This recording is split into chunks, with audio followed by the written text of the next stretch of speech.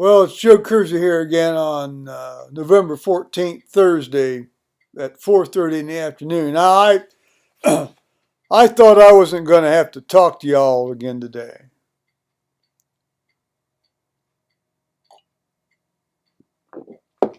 But this is Thursday, and our rector either on Thursday or Friday sends us his weekly email.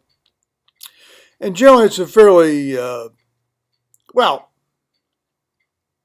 it's it's an administrative, tidying up business email, but it also occasionally has some thoughts that he has about things that are on his mind. And you got to pardon me, my neck is starting to hurt, particularly after this. Well, to hasten on, he's very big on racism. Well, that's fine. And they're having some sort of webinar at the church here on, I guess, tomorrow, which is going to be kind of one of these wallow fests about how we're all racist. Well, yes, on some level we're all racist. All right. Notice I said some level. Some level. That doesn't mean we want to go down and burn people out of their houses. That doesn't mean we want to, keep them from getting a job. That doesn't mean we, want to not have them around in public spaces. I mean, it's we're all racist. But, to basically say that even the residual trace of racism that remains in every human being, and that includes all people who aren't white either, too, by the way. Let us be clear on that. All people who aren't white are also racist, just as all people who are white are racist to some extent or another. And generally now in the United States, I would submit, except for a very, very, very, very few, are minimally racist. Still, it's there. Okay, fine. Depends on how you define it, but, if that means you'd just rather be with your own kind for the most part, if push comes to shove, okay, that's racism. All right. That means you want to have your kids marry somebody who's like yourself rather than somebody else. If that's racism, that's racism. But I don't think that's clearly not what the term racism, as in terms of condemning everybody to outer darkness who's a racist, means. But the two terms get conflated.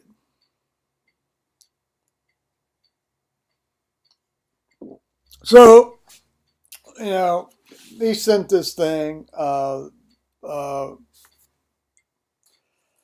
has to do with the I have a dream speech and all that. I have a dream speech stuff again.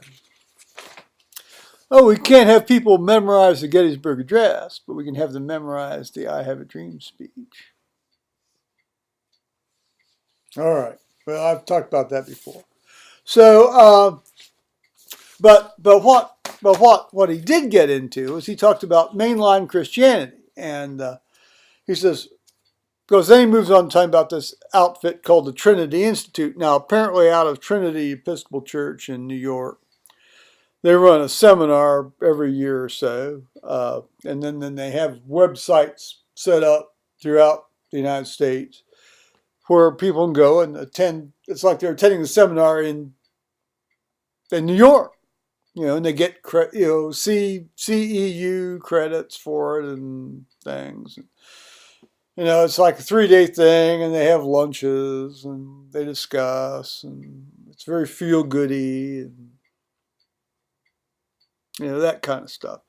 And so it says, we will host the Trinity Institute, which they did a year or two ago, against the backdrop that around the country, I'm reading Charles's email now, not mine. This is not me. Around the country, there's a growing trend of atheist megachurches, while mainline Christianity continues to shrink. We can ask how it is that no gospel is trumping the gospel, capital N-O, no gospel is trumping the gospel, capital T-H-E, or is it really the gospel that has evolved? Well, I then became quite agitated, and I wrote him an email back. Now, in his subsequent email reply, I'm going to make it a little clearer.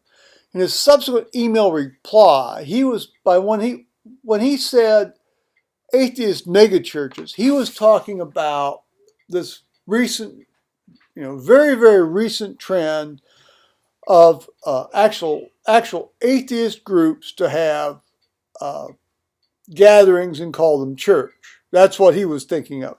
That's not what I took that to mean when I initially read his email. So my email must be understood in that context. Although I think his disclaimer after my email to him is a bit of a begging the question, and it's a bit of a begging the question in light of the substance of my email, which I will now read to you.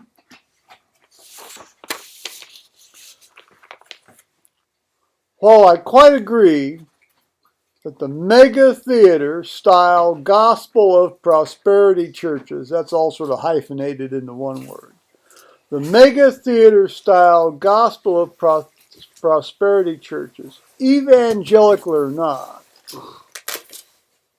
border on the pagan and near atheist, they are worshiping some god, small g, so they cannot truly be called a theist.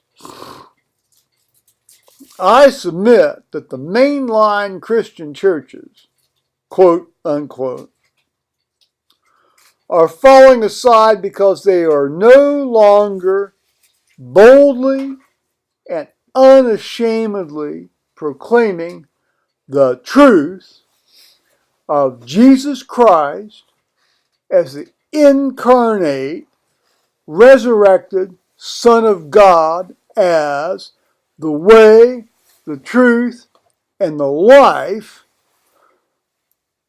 as the doorway to an intimate union with God.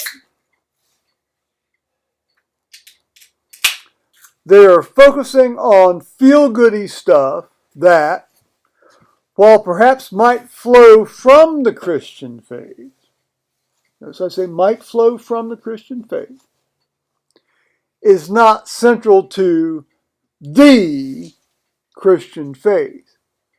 Vide the U.S. Episcopal Church hierarchy, and especially our current presiding bishop, or Bishop S., this Jeffers Shiori individual. What an embarrassment. I'll emphasize that again. What an embarrassment. And Bishop Kenneth Price, who I have a huge admiration and respect for, who is secretary of the bishop's sort of, convention or bishop's convocation in the U.S. Episcopal Church. He pretty much engineered this woman's election here 6 years ago at General Convention in Columbus. And Bishop Price should drop his head in shame for taking pride in helping to engineer her election.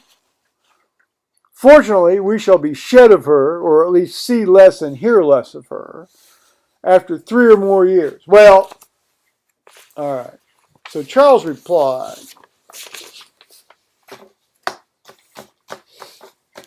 obviously Paul's home. You can hear him in the background. He brought the mail. We actually did get mail.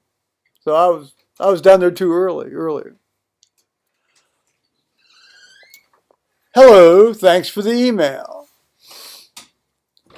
What I am referring to is the boomlet of news stories about gatherings that call themselves atheists. Well, Yes, I had given you a heads up on that, which I would not have gathered that from his original email, believe you me. Not the whatever they are things you reference, meaning I was talking about these big theater style, mega churches where everybody sits in theater seats and they've got the screens up. It's like a Cinerama movie, and you got some guy walking around with a microphone and people are coming up and doing all this, that kind of stuff. That's what I was referring to. As for the main lines, they are too worried about maintaining rather than sustaining, an important difference, I think. Well, that's true. That's a true statement. But that begs the issue that I raised, which is that they do not actively espouse the truth of Jesus Christ as the incarnate, resurrected Son of God that is the only pathway to God. That's what they don't talk about. That's what they ignore. That begs the question. I thank him for his response, but this begs the issue. Let's get to the issue. This is the elephant in the room, and it's been the elephant in the room for almost 50 some years in Western Christianity. So let's get down to it and solve the problem. All right. Now, I was actually getting ready to integrate some of this into a thing but since I've figured out, I'll back up just a hair.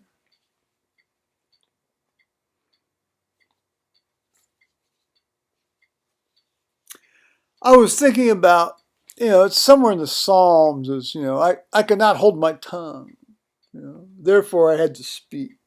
And,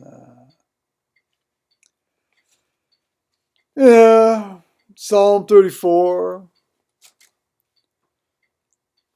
keep thy tongue from evil, and thy lips that they speak no guile.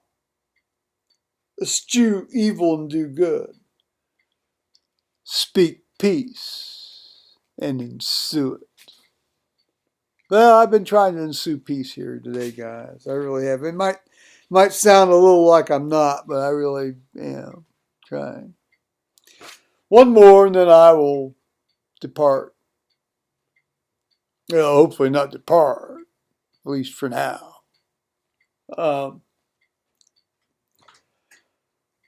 I said, I will take heed to my ways, that I offend not with my tongue.